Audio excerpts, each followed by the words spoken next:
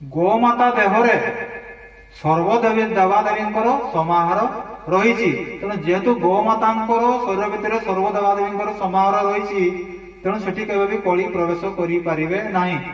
ଏହା ପୂର୍ବରୁ ମୁଁ ଆପଣଙ୍କୁ କହିଥିଲି ଯେ ଗାଈର ଯୋଉ ଲାଙ୍ଗୁଡ଼ ବା ପୁଚ୍ଛ ରହିଛି, ଗାଈର ପୁଚ୍ଛରେ ସଙ୍କଟ ମୋଚନ ଅର୍ଥାତ୍ ରାମ ଭକ୍ତ ସଙ୍କଟ ମୋଚନ ଶ୍ରୀ ହନୁମାନ ଅଛନ୍ତି।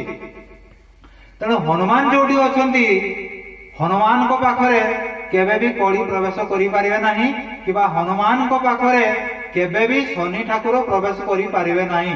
କାହିଁକି ନା ହନୁମାନଙ୍କ ପ୍ରତ୍ୟେକ ଶ୍ୱାସରେ, ପ୍ରତ୍ୟେକ ରୁମରେ, ପ୍ରତ୍ୟେକ ନିଶ୍ୱାସରେ, ପ୍ରତ୍ୟେକ ଚିନ୍ତନରେ, ପ୍ରତ୍ୟେକ କର୍ମରେ ଭଗବାନ ରାମଚନ୍ଦ୍ର ବାସ କରିଛନ୍ତି। ତେଣୁ ଯୋଉଠି ଭଗବାନ ବାସ କରିଛନ୍ତି ବା କୃଷ୍ଣ ଭଗବାନ ବାସ କରିଛନ୍ତି ବା ଜଗତର ନାଥ ଜଗନ୍ନାଥ ବାସ କରିଛନ୍ତି, ସେଠି ନା କେବେ କଳି ପ୍ରବେଶ କରିପାରିଛନ୍ତି, ନା କେବେ